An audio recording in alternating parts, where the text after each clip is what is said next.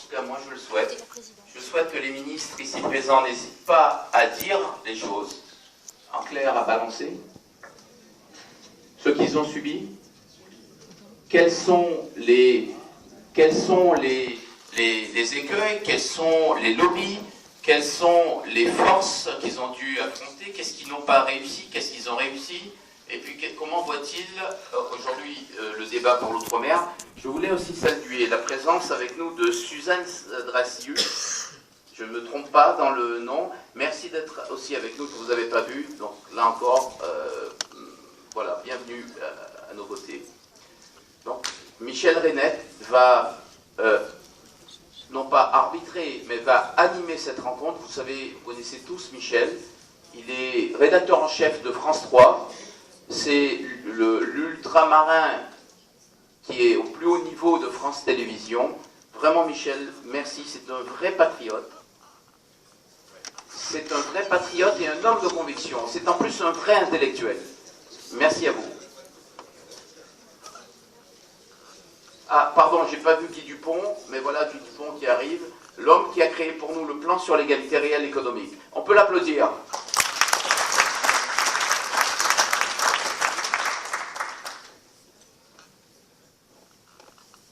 Merci Patrick, et merci à vous tous, nous sommes en bonne compagnie.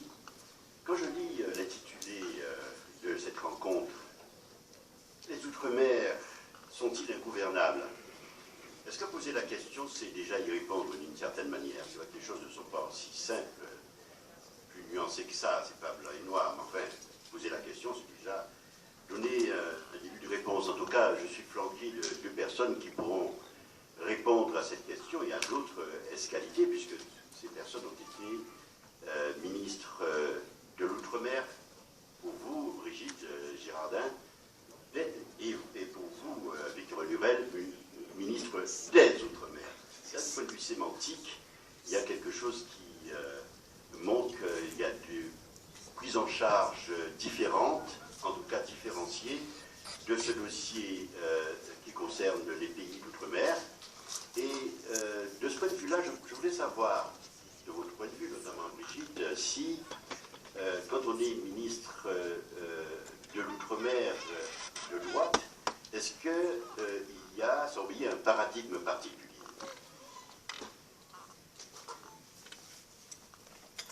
Et je poserai la même question, bien évidemment, à Victor Lurel. Alors, je ne sais pas trop ce que c'est que d'être ministre de l'Outre-mer de droite. Moi, j'ai été ministre de l'Outre-mer d'un grand président qui s'appelait Jacques Chirac, qui s'appelle Jacques Chirac, et qui, je crois, a montré que, en dehors justement de tout clivage, il avait une perception de l'outre-mer qui était tout à fait unique. D'ailleurs, si vous me le permettez, puisque Patrick Caram veut qu'on fasse des révélations, donc je vais me remémorer une phrase que je l'ai entendue dire très souvent devant des interlocuteurs qui arrivaient avec des jugements un petit peu rapides sur l'outre-mer, un peu à l'emporte-pièce. Il disait toujours, vous savez, l'outre-mer, c'est compliqué. Et je crois dans cette phrase, il y a beaucoup de choses. Il y a tout d'abord le fait que même quand on a comme lui une connaissance très fine de l'outre-mer, doublée d'une immense affection, il faut toujours aborder l'outre-mer avec beaucoup d'humilité. Et quand on gère l'outre-mer, je ne suis pas d'accord, c'est pas ingouvernable, mais il faut quelques conditions pour que ce soit gouvernable. Quand on gère l'outre-mer, il faut avoir une capacité d'écoute, de compréhension, de respect, de reconnaissance pour tout ce que cet outre-mer apporte au rayonnement de la France. Mais en même temps, cette phrase « outre-mer, c'est compliqué », ça voulait dire pour lui que l'outre-mer, il devait, lui, s'en occuper. Et c'est pour ça, quand vous me dites être ministre de l'outre-mer de droite, non. J'ai eu la chance d'être ministre de l'outre-mer d'un président de la République qui considérait que l'outre-mer, c'était son domaine. C'était inclus dans son domaine. Et je pourrais dire, si vous le souhaitez, combien bien, j'ai pu compter sur son regard vigilant en permanence pour mener l'action qu'il m'avait demandé de mener. Contre M. Raffarin? Pas contre M. Raffarin, contre, j'ai envie de dire, tout le monde, parce que quand vous êtes obligé de défendre une loi comme celle que j'ai défendue en 2003, qui avait été prévue dans son programme de combat, que j'avais écrit. Donc j'étais doublement intéressée par l'idée qu'il fallait absolument tenir les engagements qui avaient été pris pendant la campagne de 2002. Et c'est vrai que cette loi avait tellement un contenu tellement ambitieux que c'était très difficile de la négocier dans le cadre des arbitrages interministériels. Et c'est vrai que je me souviens très bien qu'un jour, à la sortie du Conseil des ministres, après avoir épuisé toutes les réunions d'arbitrage interministériel, après m'être entretenu avec le Premier ministre, eh bien, il y avait encore 2 ou 3 points que je n'arrivais pas à obtenir. Et à ce moment-là, je m'en suis ouverte à Jacques Chirac, qui m'a dit qu'il allait m'arbitrer lui-même ces derniers points. Et c'est ce qu'il a fait.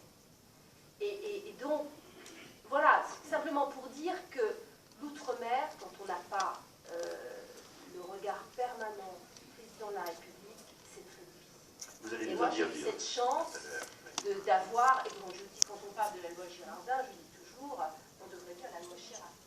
Parce que, in fine, c'est lui qui a vraiment permis d'aboutir dans les derniers arbitrages qui étaient très difficiles. Je propose de revenir tout à l'heure sur les blocages que vous avez pu connaître, n'est-ce pas, à différents niveaux. Et heureusement qu'il y avait ce président Chirac, dont on connaît l'appétence pour les Outre-mer. On l'a vu danser, on l'a vu prendre un petit punch de temps en temps. Monsieur Girardin, je rappelle que vous avez été ministre de l'Outre-mer de 2002 à 2005, n'est-ce pas? Puis vous avez connu une petite aventure polynésienne comme représentant spécial de la Polynésie. Je sais bien, je parle du dernier avatar. Comment? Ministre de la Coopération, évidemment, c'est sûr, j'ai un peu zappé.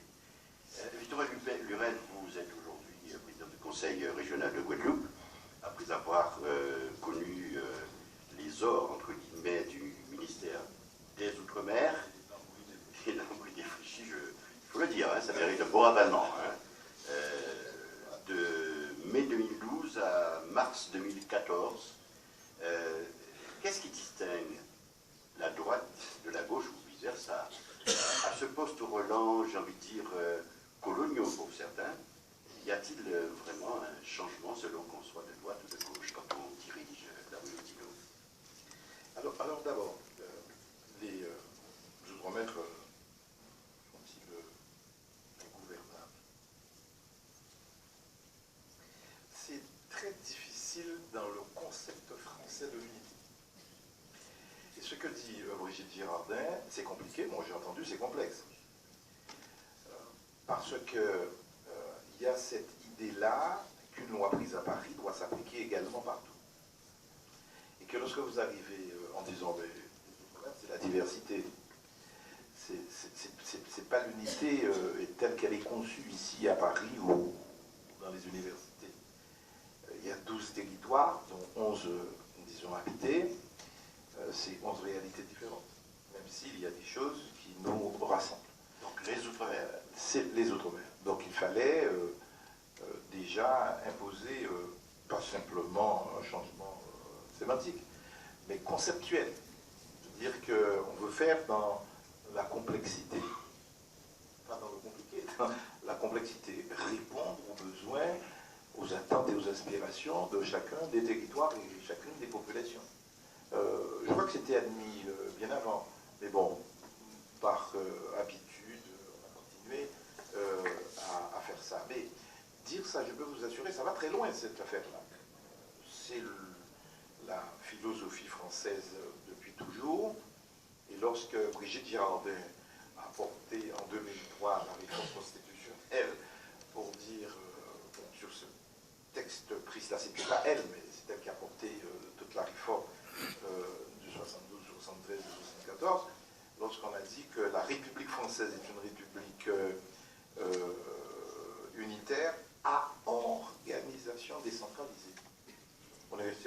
3 nuits, parfois à s'amuser, en disant on va décentraliser l'institution qu'est le président de la République. Qu'est-ce que ça veut dire?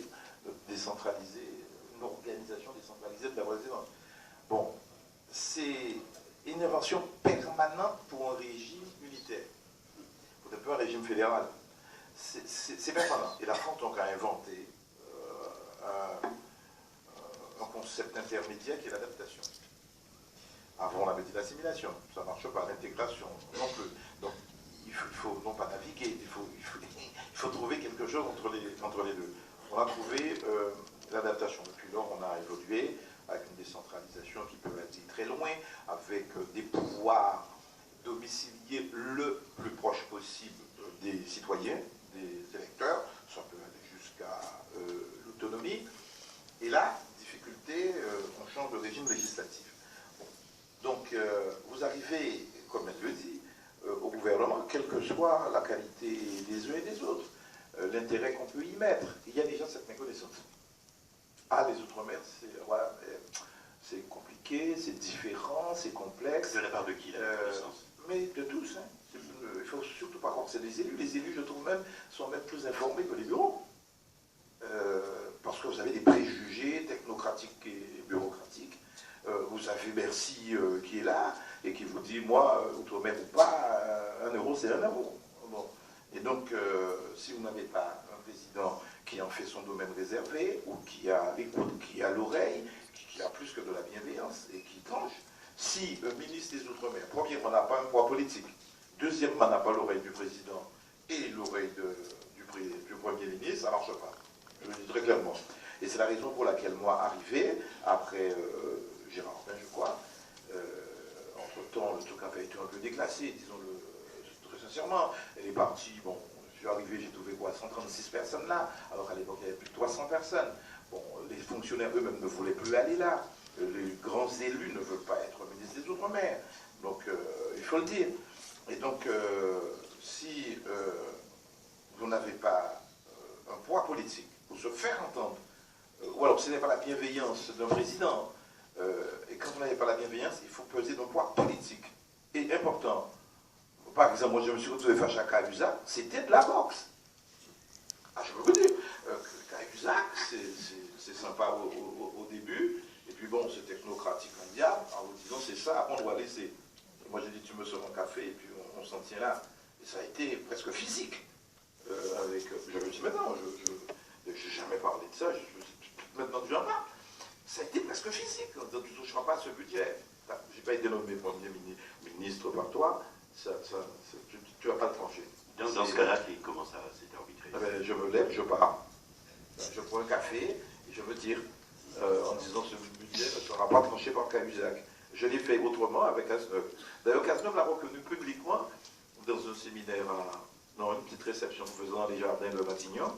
On lui a posé la question, tu es ministre du budget, mais tu as eu des problèmes avec qui? Quel a été le plus tenace? Et il m'a fait appeler en disant, voilà, Victorien, c'est pas possible. Donc ça ne fait pas les amis. Non, mais ça se faisait quand même. Je voudrais réagir à ce que vient de dire Victorin Lurel et aller tout à fait dans son sens. Déjà, revenir sur le premier point de la sémantique. Moi, j'étais ministre de l'Outre-mer, lui, ministre des Outre-mer. Mais le vrai changement s'est produit en 2002. Souvenez-vous, avant moi, c'était ministre des DOM-TOM. Absolument. On était dans des catégories qui étaient complètement artificielles. Et c'est vrai que Victorin a rappelé la grande révision constitutionnelle de 2003, qui a permis à chaque collectivité d'outre-mer de se voir reconnue sa particularité. Et à partir de cette réforme de 2003, on a cassé cette catégorie d'hommes-tom. J'en profite pour dire, malheureusement, je crois que la presse nationale, définitivement, a des problèmes pour s'intéresser à l'outre-mer. Mais je lis encore des articles tous les jours où on parle des dom-tom. Ça fait plus de 10 ans que ça n'existe plus. Mais on continue à parler des dom-tom. Ce qui montre à quel point on a encore du boulot à faire pour faire connaître cet outre-mer. En tout cas, depuis cette réforme, chaque collectivité peut évoluer comme elle le souhaite. On a mis en place ce statut un peu à la carte, sur mesure, qui permet à chacun, dans la sécurité de la République, dans l'appartenance à la République, dans le respect de l'unité de la République, de pouvoir évoluer comme elle le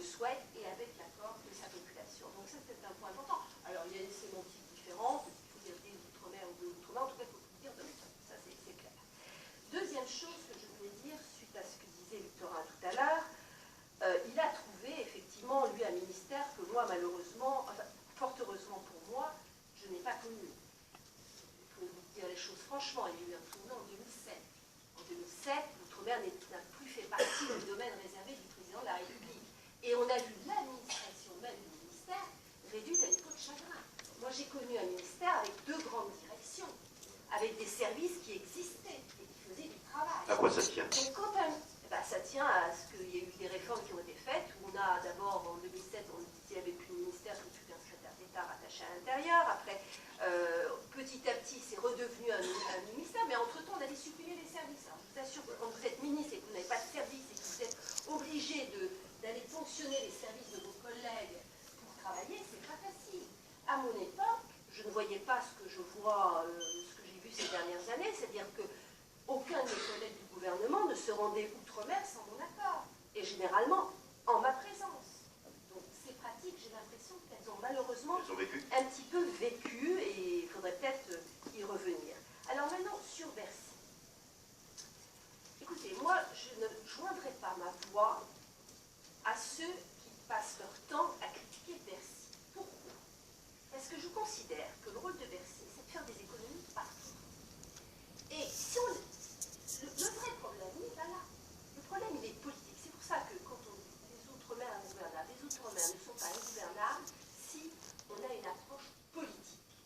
Quand on mène une politique, on s'arrange pour que les fonctionnaires l'appliquent. Et je pourrais citer quelque chose que j'ai vécu. On pourra parler de ces problèmes avec les ministres du budget.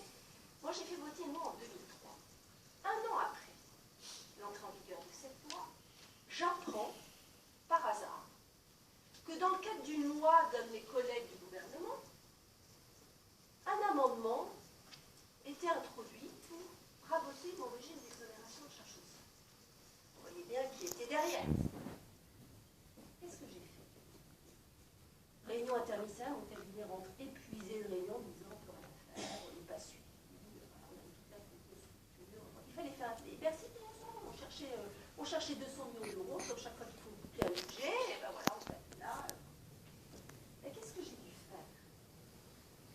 À 9h du soir, j'ai appelé l'Élysée, j'ai dit demain matin, président de la République, on va en élève de ministre.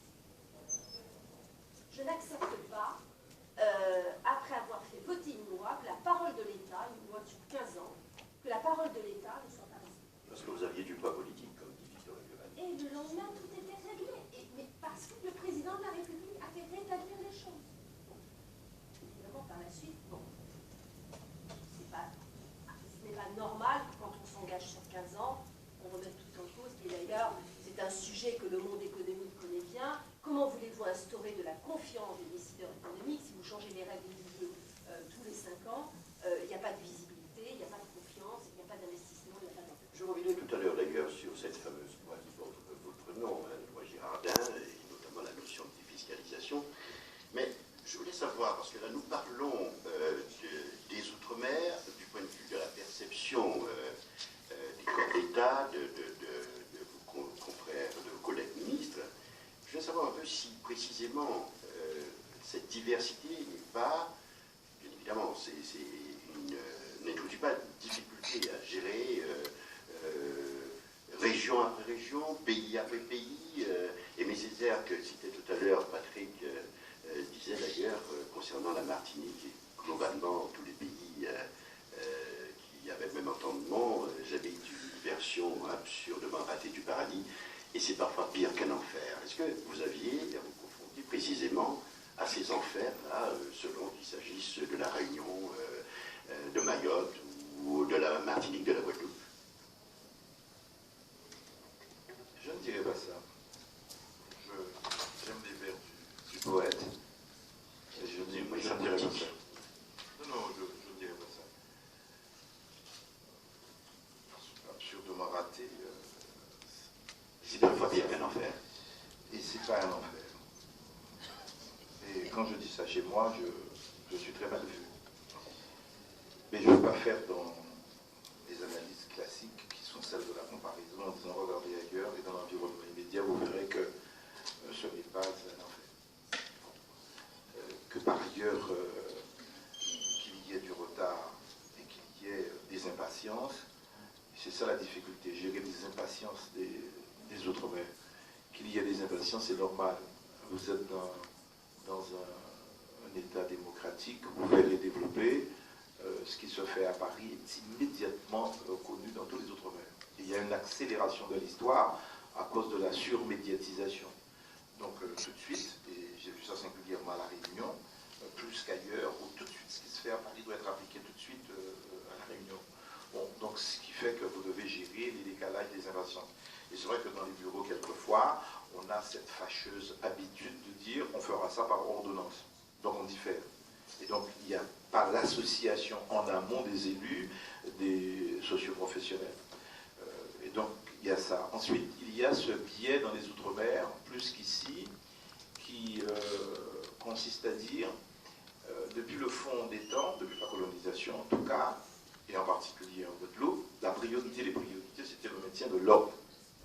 Donc peut-être là, le maintien de l'ordre. Ça n'a pas fondamentalement changé compte tenu. C'est pas un problème de gouvernabilité, un problème de culture, bon, maintien de l'ordre. Et il y a cette technique, cette pratique qui consiste à dire, pour pacifier tout ça, pour tenir tout ça, il faut écouter d'abord les élus. On écoute les élus. Ah ouais, il y a des élus qui ont eu du poids dans toute l'histoire des Outre-mer, qui ont eu du poids à écouter, qui ont veulent rentrer. On écoute les élus et tenez-vous bien, vous qui êtes là, les patrons. Et oui. Et il n'y a pas de dialogue social suffisant. On n'écoute pas assez les salariés. En plus, c'est quelqu'un de gauche qui vous dit ça. On a tendance à écouter d'abord ceux qui sont organisés. Et donc vous avez là une sorte d'asymétrie, de dissymétrie dans le dialogue. Et donc vous avez une sorte de massif, si j'ose dire, là, en permanence, contestataire et protestataire. Parce que pas suffisamment écouté, pas suffisamment pris en compte, surmédiatisé, très souvent composé d'intellectuels. Les intellectuels, c'est pas plus qu'eux. Donc il n'y a pas de souci, ils emportent les choses. Non, je dis ça non pas de manière critique, parce que je l'ai vécu et je le vis encore autrement en tant que président de région. Et donc, vous avez cette dissymétrie-là, et donc vous compensez par beaucoup de réunions, beaucoup d'écoute, pour tenter de comprendre. Avec les réseaux sociaux, ça va encore plus vite. Et donc, il faut être constamment sur le devant, et donc à anticiper. Il y a un peu ça. De là à dire que c'est l'enfer, on le dit depuis longtemps, aujourd'hui le réforme porte le sujet, de dire, bon, il y a une distance. Ce qu'on critique, c'est la distanciation, mais il y a une distance économique, comment la réduire? Donc on se dit, il y a des périodes, il y a des horizons, il faut voir. Et que faire sur cet horizon-là? Bon voilà, pour le reste, c'est vrai qu'il faut... C'est rare d'avoir deux ministres à parler comme ça. Ce sont des expériences que l'on garde, et dans les Outre-mer, on n'écrit pas assez. On ne laisse pas de traces. Ou alors, c'est dans les archives que les chercheurs, avec leur biais méthodologique, ou en tout cas universitaire, viennent en donnant une image parfois un peu déformée. Ils disent c'est le cadre scientifique, mais déformé. On n'en parle pas assez de l'expérience. C'est le regard parisien qu'il faut connaître. Vous arrivez, bon, vous dites déjà, ici, moi je suis de là-bas, vous arrivez, même si vous connaissez la culture, vous connaissez les réseaux, vous êtes dans les polices, c'est pas la même culture, c'est pas le même regard. Donc vous découvrez une étrangeté. Mais vous aussi, vous êtes étrange. Et donc il ne faut pas le vivre mal, c'est normal. Il ne faut pas le vivre mal. Le problème, c'est qu'il fait bon. Je le dis sincèrement, il fait très bon. L'outre-mer, c'est compliqué, puisqu'on vient de le dire, c'est complexe, c'est différent, et il faut posséder tous les dossiers, et sur tous les sujets. Et il faut être bon, parce que vous changez d'interlocuteur, Bercy, ok, Gérard a raison, ils font leur job, c'est à nous aussi à faire le nôtre, il ne faut pas croire par principe c'est mauvais, il faut bien une règle, et il l'applique avec la technicité que l'on sait. Mais il faut être très très bon. Et dans les arbitrages interministériels, lorsque vos conseillers n'ont pas pu obtenir une chose, vous devez monter au créneau, et souvent c'est à Matignon ou à l'Élysée. Et il faut être très bon, parce parce qu'il ne faut pas croire, même si le président vous soutient, le Premier ministre vous soutient, il a des conseillers.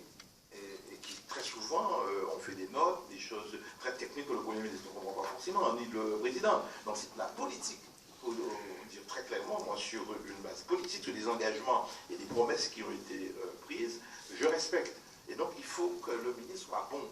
Et il faut qu'il soit bon, et politiquement bon, et techniquement bon pour emporter la conviction. Moi je le crois vraiment. Et on le voit, ça peut servir vraiment. Lorsque tu connais tes dossiers, lorsque tu es appuyé politiquement, mais tu sais te défendre et vendre.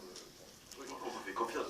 Brigitte Girardin, vous avez connu les mêmes affres que Victor Lurel, parce que j'ai l'impression qu'il est allé certaines fois se coucher en pétard. Je crois qu'on est tout à fait d'accord pour dire qu'on ne peut réussir à ce poste que si on arrive à avoir une gouvernance très politique de l'outre-mer. Mais je voudrais ajouter une autre chose. Je crois qu'il y a une autre clé pour rendre ces outre-mer gouvernables, c'est qu'on soit aidé dans cette vision juste de la réalité ultramarine que nous devons avoir. On parlait des lobbies. C'est vrai que quand on prépare un texte sur l'outre-mer, il faut beaucoup de consultations, des socioprofessionnels, des élus. On a en face de nous des gens très exigeants, et c'est normal. Ils sont loin, ils ont leurs difficultés, ils ont des demandes très fortes, il faut essayer de satisfaire. Donc ça, moi je pense que ce n'est pas quelque chose de négatif. Mais ce que j'ai personnellement moi déploré, c'est qu'on n'est pas très aidé pour rétablir la vérité sur ce qu'est réellement l'outre-mer. Les médias n'aident pas, notamment les médias nationaux. Je disais tout à l'heure qu'on continue à parler dans les médias nationaux du dom-tom. Je pourrais citer l'affaire des niches fiscales. Il y a 400 niches fiscales en France qui font 80 milliards d'euros. Eh bien, on ne parle que du milliard d'euros qui concerne l'outre-mer, 1,25% des niches fiscales. Là aussi, je me souviens de ce qu'avait dit un jour Jacques Chirac en 2008. C'est-à-dire, ça faisait 1 an qu'il avait quitté la présidence de la République et il commençait à s'inquiéter fortement de voir ce qui se passait outre-mer. Et je le revois en train de dire à un journaliste du Figaro, l'outre-mer, c'est une part essentielle de la France, dites-le à vos lecteurs. Et c'est vrai que tout à l'heure, Patrick Caram évoquait un sondage récent qui dit que 61% des Français ont de la sympathie pour l'outre-mer. Bon.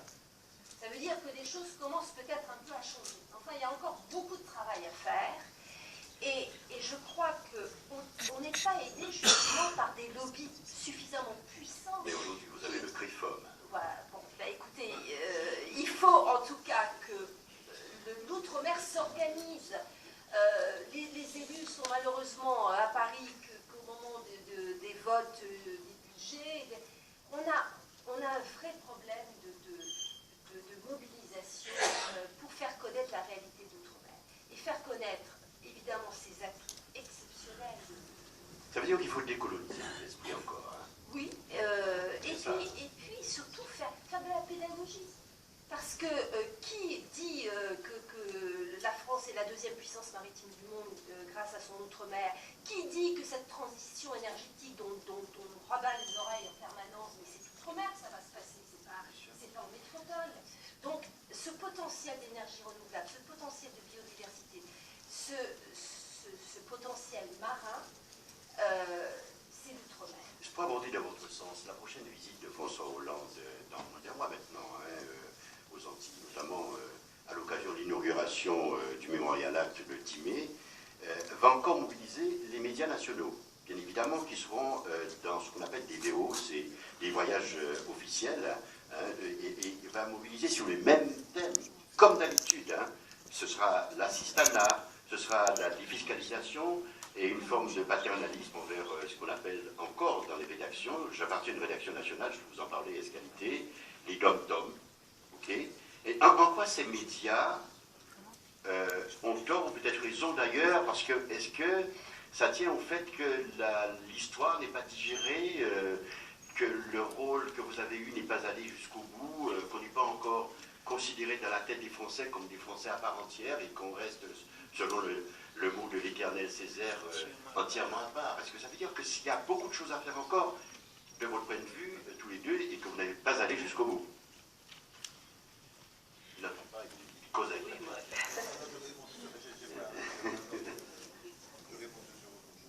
Non, je disais que, est-ce qu'il fallait, je disais que prochainement, le président se rendra aux Antilles, et vous verrez sur les écrans de télévision, vous entendrez à la radio, vous aurez des papiers dans la presse nationale, où il sera question de manière sempiternelle des mêmes thèmes, la défiscalisation, la cistana, et cette espèce de paternalisme rampant qui fait qu'on est toujours là, des Français entièrement à part, dans la tête, y compris de ceux qui sont chargés d'informer et de permettre précisément de mieux connaître les Outre-mer.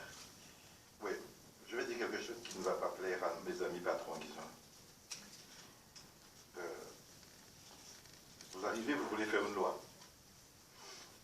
D'ailleurs, lorsque j'ai été pressenti pour être ministre, je dis publiquement que j'avais refusé.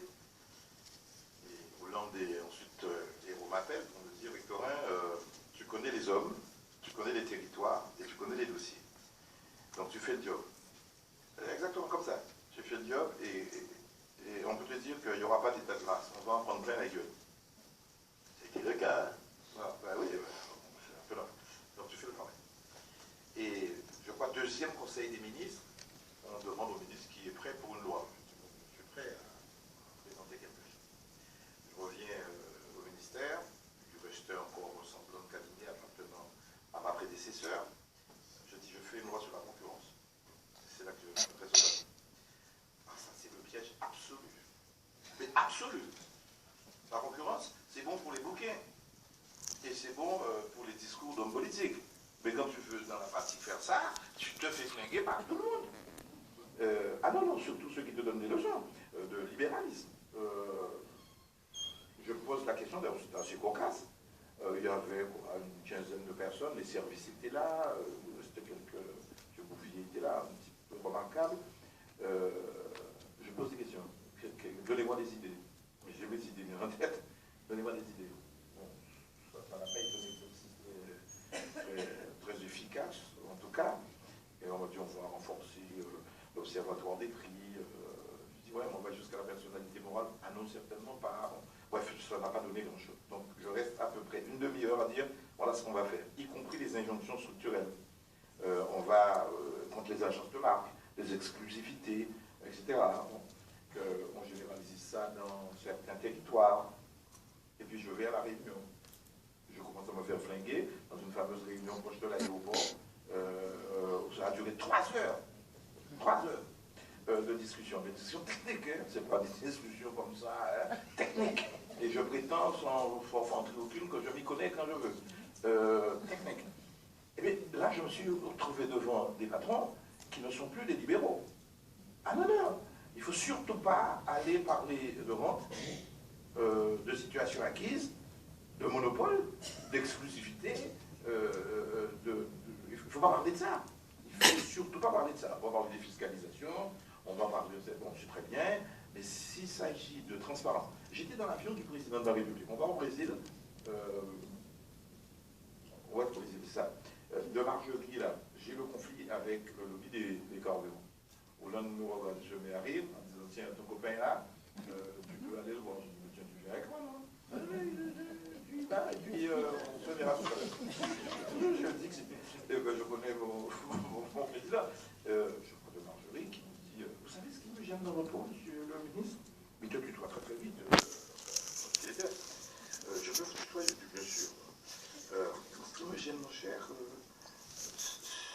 c'est pas ce que tu prends sur mon profil. Ce qui me gêne, c'est la transparence. Écoutez, la transparence. Je dis à la Margerie, mais c'est déjà l'obligation, la transparence. Nous sommes notamment comptables. Vous devez publier. Je dis non, ce qui me gêne, c'est la transparence sur la filière. Vous m'obligez à publier les comptes de la SARA, des pétroliers et des stations-service. J'avoue que je n'avais pas pris l'importance du truc. C'est ce qu'il a, il a mis l'accent sur ça. Non, non, non, le reste, on peut voir ça entre nous, mais la transparence, ça me gêne. Je subirai des pressions. Ça ne tient qu'à ça, on peut dire, comme on le sait déjà pour les élus, ce sera en préfecture, etc. On cherche un compromis, quoi. Eh bien, les Outre-mer, c'est compliqué à faire vivre les belles notions que nous apprenons tous à l'université. C'est compliqué à faire vivre des notions de liberté, de transparence, de concurrence. Parce que c'est petit, il est vrai. Il est vrai que sur certains segments, il faut des monopoles. Il faut être honnête. Deux ou plusieurs d'entre eux ne pourront pas vivre. Mais comment avoir une conception adaptée de la concurrence à un régime insulaire, c'est une vraie thèse de doctorat. Je peux le dire.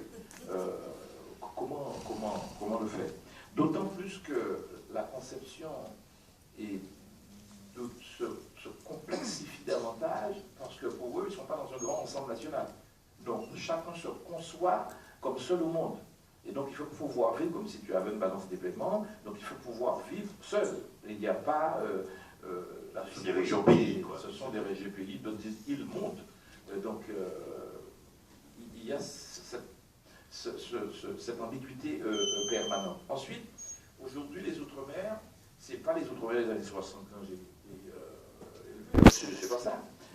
Les gens sont hyper informés, les gens sont cultivés, les gens sont aujourd'hui compétents, qualifiés. On a en permanence ce sentiment de la non prise en compte, de la discrimination. Lorsque ça se passe ici, et pas tout de suite là-bas, forcément, c'est une discrimination. Mais on ne voit pas qu'une discrimination, c'est aussi le fait de ne pas tenir compte de la différence. Appliquer les variétures, ce qu'on fait à Paris et à Boissard ou à Marie-Claude-Saint-Martin, bon, c'est aussi une forme de discrimination, de ne pas tenir compte des différences de situation. Bon, eh bien, on vit ça mal, avec une propension à être insatisfait. Il y a donc cette satisfaction querelleuse, comme dirait les Moaron, qu'on retrouve partout dans les Outre-mer. On va connoter à droite, mais c'est pas faux. La croissance que nous avons, c'est pas forcément du développement, la croissance que nous avons génère une satisfaction querelleuse. Et qu'on est content d'avoir ça, mais c'est pas suffisant. Parce que pourquoi? Ça va pas assez vite. Et deuxièmement, c'est mal réparti. Donc ce sont des terres d'inégalité, donc des terres d'injustice. Et quand tu veux y mettre quelques coups de projecteur, les patrons ne comprennent pas, les salariés ne sont jamais contents, pour un certain nombre de raisons qu'on peut évoquer, dont l'une qui consiste à dire que l'entreprise est d'abord un lieu d'exploitation, ce n'est pas un lieu de création de richesse, et on vit ça là aussi de manière un peu conflictuelle, pour ne pas dire confrontationnelle.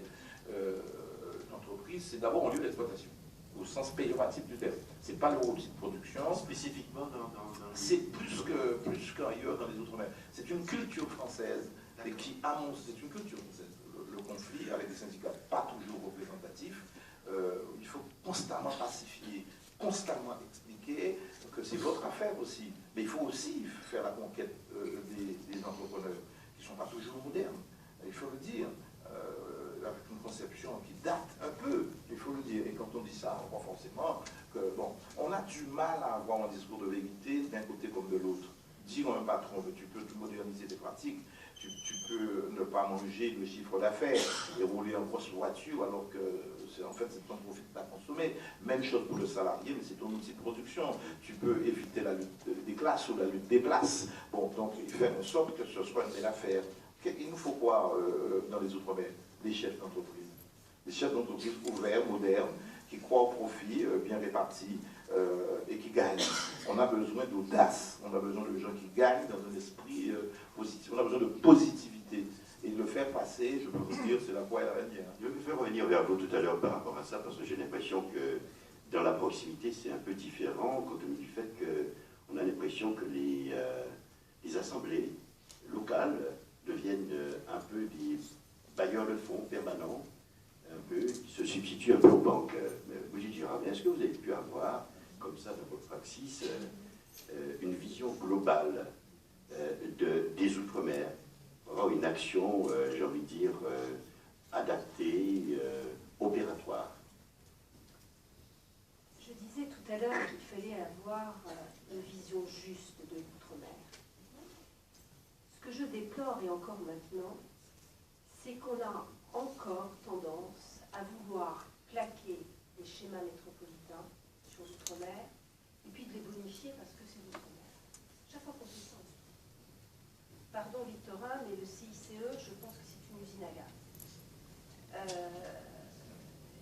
Et là, on est parti avec cette démarche. On fait un truc pour la métropole, on se dit, ah ben, faut pas oublier l'outre-mer, alors on va mettre un bonus de plus pour l'outre-mer. Je crois que c'est pas comme ça que ça peut marcher.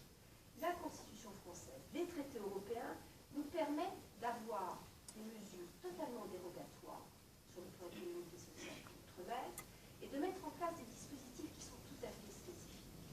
Alors, on peut inventer l'eau chaude tous les jours, mais je crois que pour réduire le coût du travail et réduire le coût du capital outre-mer, qui, je le rappelle, sont élevés non pas uniquement parce que l'outre-mer c'est un problème de rattrapage économique, là aussi, ayons une vision juste. L'outre-mer, ce n'est pas seulement un problème de rattrapage économique, c'est un problème de compensation de handicaps structurels, des handicaps qui seront toujours là, quoi qu'on fasse. Ce sera toujours l'insularité, il y aura toujours des aléas climatiques, il y aura toujours une étroitesse des marchés, il y aura toujours un environnement régional avec des coûts salariaux très bas et qui rendent nos entreprises ultramarines non compétitives.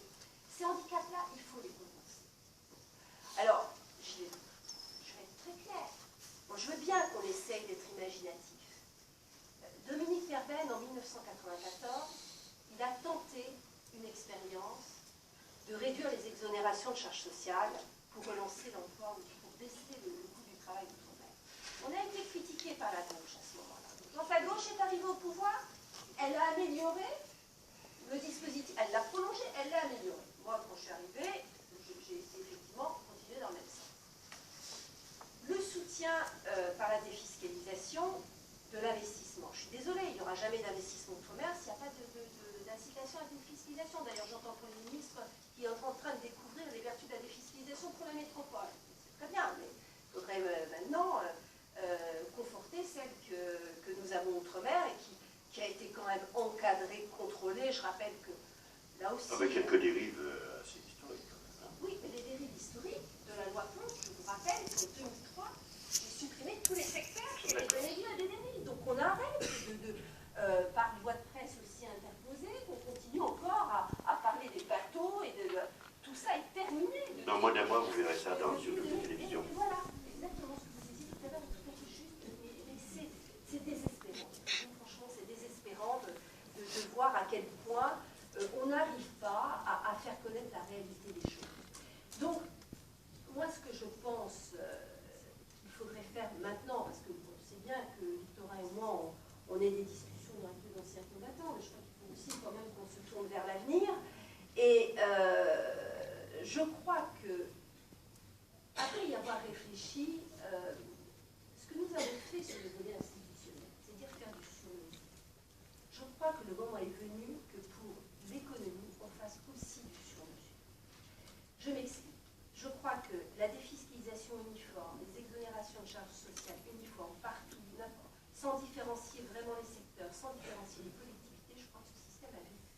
Et qu'il faut être innovant en la matière. Il y aurait un socle commun qu'il faudrait préserver, qui est à mon avis tout ce qui concerne les projets d'investissement qui utilisent les énergies renouvelables. Là, je crois qu'il faut mettre le paquet avec une défiscalisation très attractive, parce que ce sera du gagnant-gagnant. On a des entreprises françaises qui ont des technologies innovantes, tout à fait performantes, qu'il faut soutenir. Je pense aux énergies marines renouvelables, notamment. On est une puissance maritime grâce à notre outre-mer. Utilisons nos capacités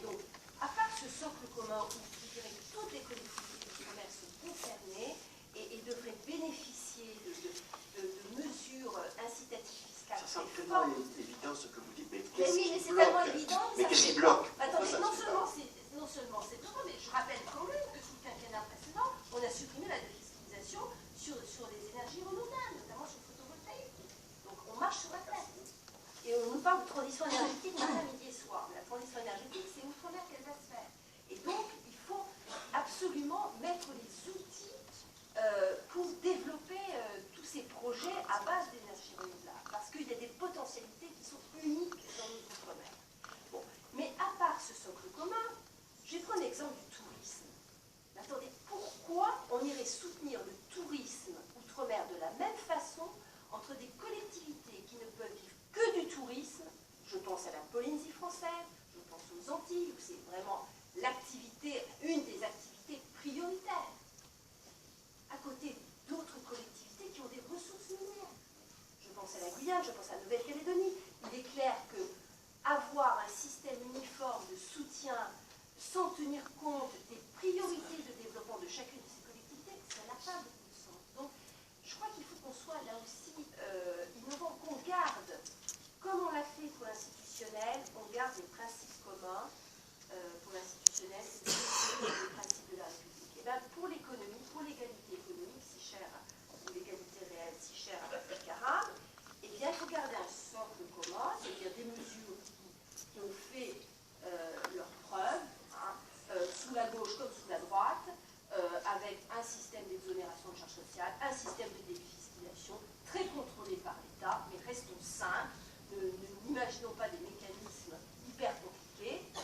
Mais en revanche, faire de la différenciation sur les secteurs, cibler les secteurs qui en ont le plus besoin et cibler les priorités de chacune de nos collectivités. Parce qu'on ne développe pas Mayotte ou Wallis-et-Futuna comme on développe la Nouvelle-Calédonie ou la Guyane. Ça veut dire qu'au sein du ministère des Outre-mer, il n'y a pas des services suffisamment structurés, en tout cas dans leur pensée, pour avoir une démarche telle que celle-ci, vous qui en sortez récemment. Parce que ça semble extrêmement logique. Hein, oui, non, on ne peut pas être d'accord avec ça. D'abord, du point de vue organisationnel, avant il y avait deux directions, il y avait un ministère de fin d'exercice et avec des fonctionnaires de grande qualité, de belle expérience. Je suis arrivé, il y avait une délégation générale à l'outre-mer. Ça veut dire que M. Sarkozy ne mettait pas beaucoup d'importance. C'était la RGPP, c'était ça. Bon, il y avait donc une simple délégation. Je l'ai transformée en direction. J'ai revu le titre et j'ai demandé à des membres du Premier ministre. On fait ça. Deuxième chose, sur les services. Est-ce les services à vous fournir des idées? Peut-être. C'est peut-être la première fois qu'en amont, avec notre réforme, on va tenter au départ de dire nous voulons une loi pour l'égalité réelle. Vous arrivez, vous faites le CICE pour la France, parce qu'il y a d'autres services qui travaillent, il y a des lobbies qui travaillent, il y a des institutions et des instituts qui travaillent. Bon, et oui, et compte tenu de l'idéologie française, pour parler comme ça, en tout cas la pratique institutionnelle française, c'est de dire qu'on légifère pour tous et pour tous les territoires, moyennant quelques adaptations. Bon, eh bien oui, vous faites un CICE adapté, avec discussion ici ou là, mais vous n'avez pas pensé pour les... Ouais, c'est ça. Bon. Oh, oui, c'est ça, il y a eu des problèmes d'adaptation, mais imaginez si on ne l'avait pas fait. On n'avait pas fait le CICE au moment où on disait que la pression fiscale est élevée et qu'il fallait quelques restitutions, en même temps respecter les contraintes européennes. Sur une façon d'ailleurs assez géniale, imitée d'ailleurs par d'autres, en tout cas certains pays européens veulent faire ça, c'est de dire, bon, a posteriori, on fait une restitution. Bon, donc adapté aux tailles des entreprises. Mais ce n'était pas pensé pour les Outre-mer. Ça fonctionne comme ça. Parce qu'on arrive, on a de belles idées générales, généralistes, et puis lorsqu'il s'agit concrètement, et je l'ai vécu sur la voie concurrence, vous dites concrètement on fait quoi? Non, c'est des idées générales, des philosophes qui vous parlent. Il faut des choses très concrètes. Lorsque vous allez devant un Parlement, devant un gouvernement, un Conseil des ministres, bref, devant des ministères qui ont aussi un point de vue. Bon, donc, il y a ça. Il nous manque donc des think tanks. Il nous manque en amont des gens qui réfléchissent et qui pensent. À une époque, la Réunion faisait ça. J'étais beaucoup plus jeune. Moi, j'ai connu avec certains experts de la Réunion des décrets qu'on rédigeait. On faisait carrément des propositions de loi. Donc, on va tenter de faire ça pour influencer. bien en amont. Sinon, vous subissez l'impérium, si j'ose dire, technocratique fait ici à Paris. C'est bien normal que ça avance. Et compte tenu que vous êtes dans l'égalité, vous demandez donc les choses, qu'elles soient appliquées chez vous. Cela étant, ce que dit Brigitte Girard, elle a parfaitement raison. Elle ne va pas inventer le fil à couper le beurre non plus. Vous avez des handicaps, il faut les compenser. Le problème, c'est que la Constitution admet dans un chapitre 73, ayant d'ailleurs imité ce que disait le 349 du TFUE, du traité sur le fonctionnement de l'Union européenne, qu'il faut tenir compte des contraintes et des caractéristiques particulières. Non, en permanence, chaque année, elle en sait quelque chose. Elle a fait une loi de stabilité fiscale pour 15 ans. Chaque année, on vous dit, mais non, vous êtes hors du droit commun, c'est pas possible, les dérogations vont au-delà de cette notion d'adaptation, donc vous avez constamment des amendements qui tombent. Et c'est la liberté des députés, très souvent poussée par tel ou tel, eh bien, vous avez des choses qui vous arrivent au Parlement, au nom précisément que vous ne pouvez pas avoir des dérogations permanentes. C'est la difficulté qu'on a en Europe. L'Europe vous dit, on l'a fait pour le POSEI, bon, ok, pour l'agriculture, bon, mais ça ne va pas plus loin. Parce que ce droit dérivé permanent et dérogatoire permanent, ça n'est pas l'esprit du traité sur le fonctionnement de l'Union européenne. Mais on a mutatis mutandis, à peu près la même chose ici. Même si ça existe depuis longtemps, mais il y a des tentatives permanentes. Et si les élus des Outre-mer ne sont pas en veille permanente, peut-être que ça peut passer à tout moment, à la faveur même d'un collectif budgétaire, ça passe, elle l'a dit. Donc il faut constamment être vigilant. Je regrette de le dire aussi qu'il nous manque un peu de technicité fiscale. Qu'est-ce qui se passe très concrètement? Vous avez le président de l'UGA, vous voulez voir le président de l'agriculture, vous allez voir l'Eurodome, vous avez les élus vont recevoir des choses déjà à peu près pareilles. Heureusement que ça existe. Vous verrez les chambres consulaires. Voilà. Vous voulez parler de tout, vous verrez la FEDOM. Vous verrez la FEDOM. Bon, donc heureusement, je dis heureusement qu'ils existent. Parce que après, c'est qui? C'est nos universitaires, hein. Moi j'ai vu, hein, que ça manque de technicité, de sens pratique, je le dis. Il faut aller dans le détail fiscal. Et là, c'est pas les belles phrases qu'on peut avoir dans cette tribune.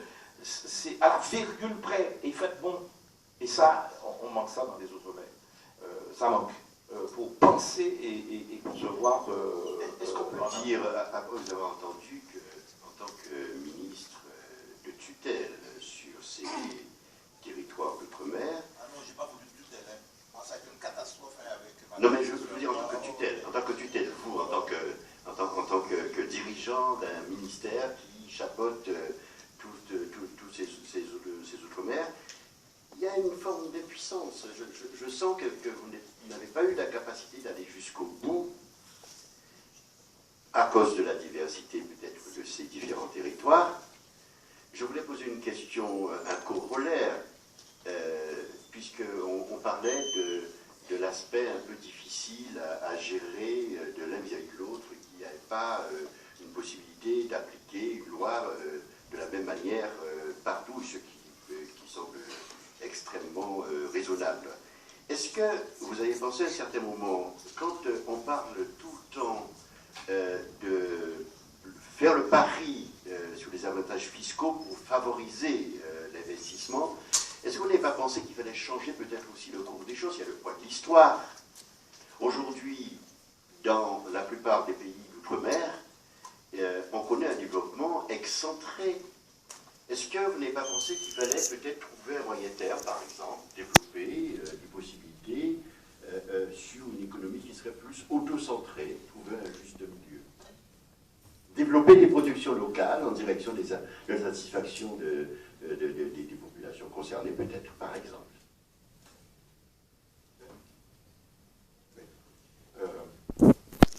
Premièrement, sur l'impuissance. Non, le système marche comme ça. Si non, il faut. Non, le système marche comme ça. Vous arrivez dans un gouvernement, il y a des ministères. Croyez-moi, les difficultés que le ministre des Outre-mer peut avoir ou a pu avoir, ce que j'ai pu vivre, les autres ministres le vivent aussi, dans les rapports et dans les interministérialité. Vous vivez ça, il ne faut pas croire que c'est spécifique aux Outre-mer. Ce qui change un peu l'étrangeté, le fait que ce soit compliqué, ah oui, ça coûte cher, mais c'est éloigné, bon, très bien. Mais les autres ministres ont ça. Donc, non pas d'impuissance de dire, il y a là une difficulté de l'action avec en supplément cette difficulté-là. Ça, c'est une première chose. La deuxième chose, les bonnes idées ne manquent pas de dire, et moi-même j'étais étudiant lorsqu'on parlait de développement autocentré, de centrer le périphérie et de faire l'autonomie alimentaire. Ah oui, ça, bon, ensuite on fait des plans par filière, mais vous heurtez à une chose, l'argent. L'argent. Alors, là où vous pouvez le financer, si vous avez des ressources propres et tirées de votre territoire. Vous allez toujours demander des dotations supplémentaires. Quel est le problème dans la loi sur l'égalité réelle? En se disant, bon, il y a 17 ans pour tel département pour atteindre le standard moyen métropolitain. Disons ça comme ça. Quel est le rythme moyen, l'intensité de la marche, le rythme de la marche pour atteindre cela et de faire en sorte que ce soit une obligation avec un droit opposable. Bon, très bien. Oui, l'État vous dit, bon, d'accord, on fait ça, mais vous prélevez combien? Quelle est la mobilisation de votre potentiel fiscal? Vous avez demandé combien à vos populations? Moi, je fais ça, l'Europe fait ça, vous faites combien? Bon, avec les dotations que vous donne l'État, quel est le problème aujourd'hui, en pleine crise? Mais c'est déjà vrai. Avant, plus simple, mais c'était déjà la même équation.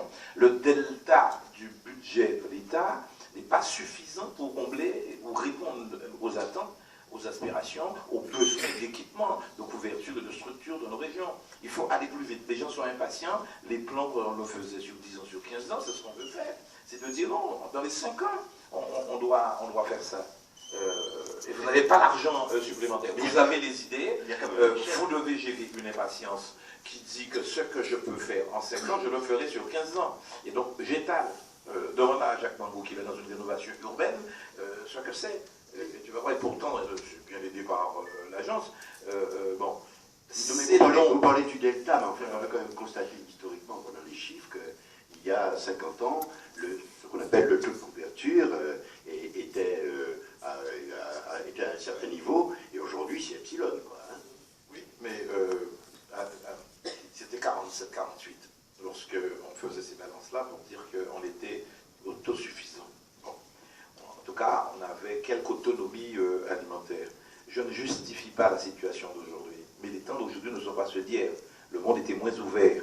La mondialisation n'existait pas comme aujourd'hui. Il n'y avait pas les bateaux cargo comme on voit là, qui viennent avec des postes Panamax. Bon, c'est ouvert.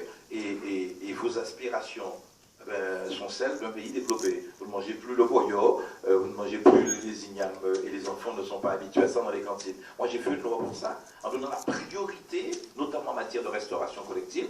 Moi, j'ai apprécié, c'est à La Réunion qu'une tentative a été faite, je ne sais pas si elle va aboutir, pour dire qu'il y a 36 millions de repas servis en restauration collective là-bas. Il faut que les coopératives, que l'agro-transformation s'organise pour faire la conquête de ce marché-là. Bon, mais les cours ont changé. Les habitudes alimentaires ont changé. Et puis, il y a les lobbies qui sont faits. On a fait une loi sucre. C'est à La Réunion encore. On a fait des manifestations pour appliquer le deuxième volet de la loi. Elle n'est toujours pas appliquée. La loi est appliquée en partie pour ce qui concerne les importations venues d'ailleurs, donc notamment d'ici.